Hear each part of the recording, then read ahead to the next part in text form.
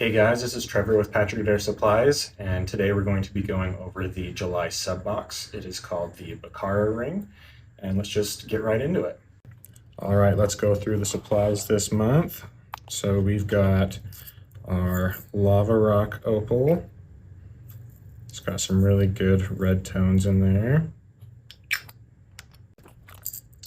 We have black marble.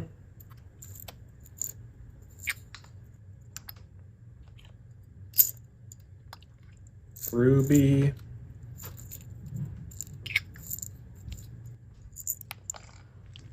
have our ceramic ring blink in the size of your choice, our neon red glow pigment, our crimson pigment to mix in with it, and an extra vial. Now I'm going to take these materials and crush them up into a mixture that we can use in the inlay of the ring.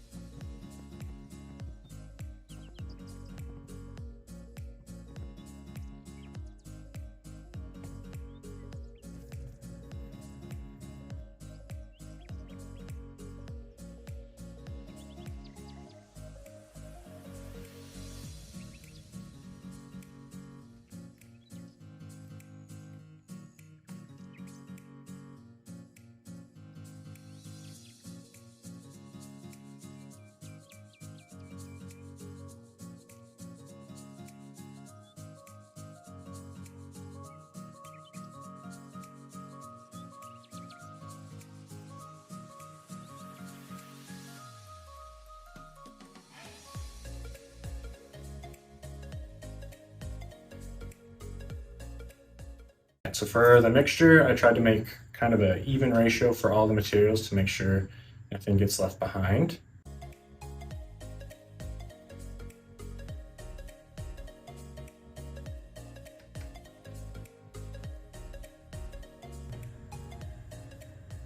All right, we are ready to get started making this ring. Okay, so to start off, we're just going to be putting down a layer of our thick CA, and then I'm taking our mixture we made of the inlay materials and just pouring it all over that inlay channel.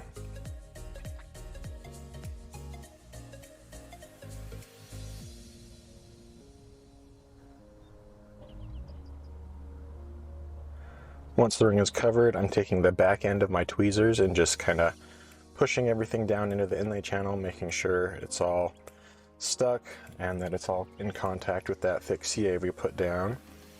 And after everything's pushed down, I'm just covering it with our neon glow powder and red pigment mixture. And I'm going to blow off the excess, and then I'm taking just that plain neon mixture and sprinkling a little bit of it all over the ring, just to really kind of capture the highlights that the rose we're modeling this after has. After the pigment is down, I'm just putting a little bit of super thin CA to saturate the whole ring, and a small spray of our accelerant just to set everything in place. And then I'm just going to have the lathe set at a low speed and slowly build up the ring with our super thin CA until it reaches the top of that inlay channel.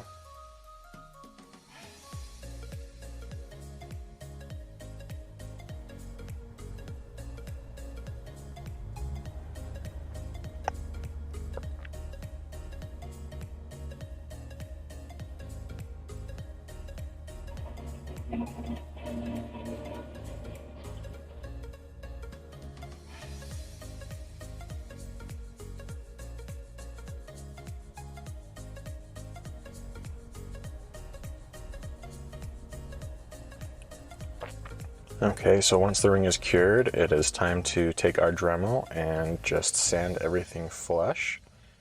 I do take a diamond bit in this to shave down a couple pieces of ruby that are poking up a little too far because it is such a hard material to Dremel through. If you do use a diamond bit, be super careful not to touch the ring blank or you could ruin it just because of how tough those diamonds are.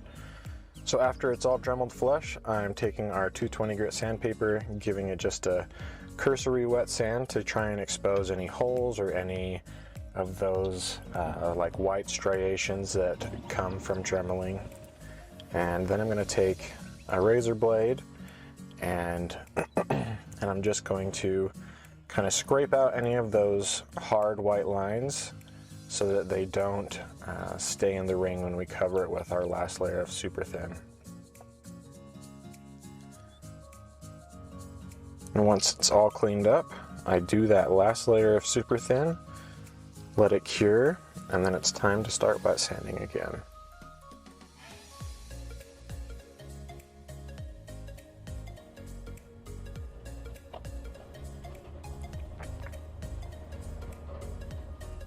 For our wet sanding process, I go through 220 grit sandpaper, 500 grit, 1000, and then I'm just going to take our polish and hit it with that to really get a nice shine on that ring. If you don't have polish, you can always just go up to higher grits of sandpaper until you're satisfied with the shine.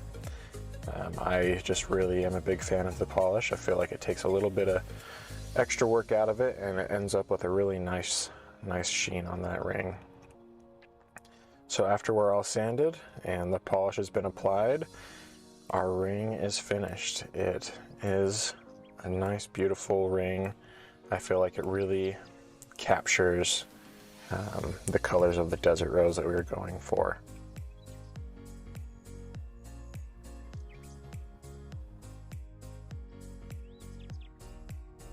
All right, guys, so this is the finished ring. I am super pleased with how it turned out. I feel like it captures the essence of a blackened rose very well. The lava rock and the black marble really complement each other, and the ruby really makes that ring pop. So overall, I'm really happy with how it turned out, and I think you guys will have a good time making it. Don't forget to like and subscribe.